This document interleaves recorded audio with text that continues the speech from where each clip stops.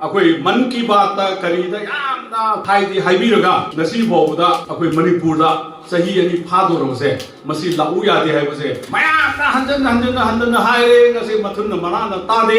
हाइबिगिबदो भारत जोरो न्याय यात्रा से ममांग भारत जोरो यात्रा आइना अखोई इंडियन नेशनल कांग्रेस लिंखतकिबा अखोई मुंबई दगी महाराष्ट्र दगी हौरगा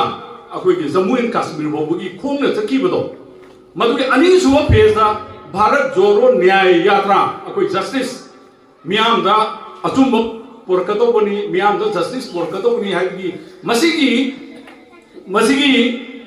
सगलपा हौगलपगी लॉन्चिंग कैनोसे मणिपुर दगी तौगतोबनी मरमदी मणिपुर दा थोइबा इरांग से मसि मियामगी जस्टिस फंगनबगी दमता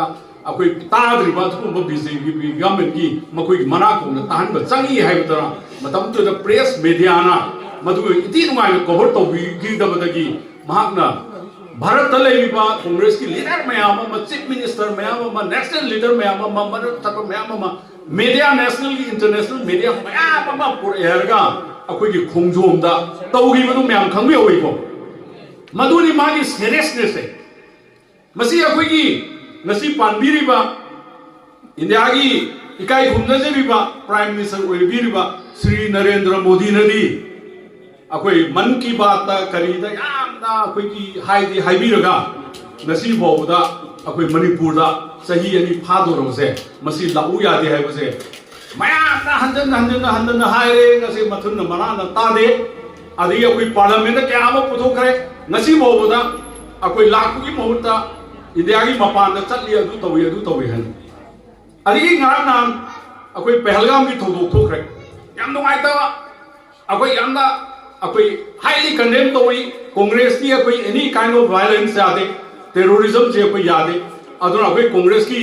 लेबिरिबा मल्लिकार्जुन खड़गे प्रेसिडेंट नसु अदि अखोई की लेबिरिबा श्री राहुल गांधी जी मैडम सोनिया होय नसु मसे अखोई की रिजोल्यूशन नमो होइना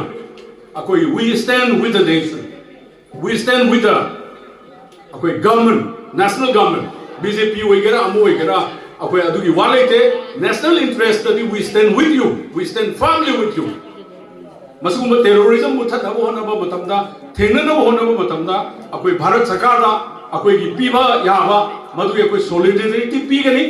अदुगा हाइबो टेररिज्म की एक असे मसगी हीनियस क्राइम असे अखोई हाईली कंडेम तोवी है अखोई रिजोल्यूशन तौरबो अखोई पीएबो अदुबो अखोई की मणिपुरी अमा होइना नॉर्थ ईस्टर्न दा लेबा अखोइना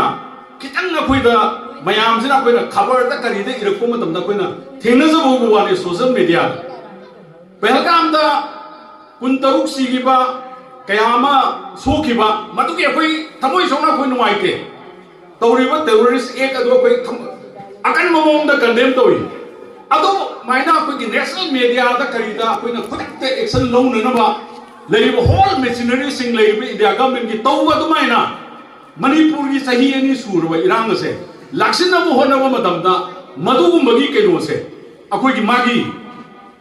एक्शन है बतारे मदु तौहनदिंगबदो मदुगी तौरतबसिदा ngasi बो मदुगी सोल्यूशन अमा पुथोक्तबसिदा अखोइ से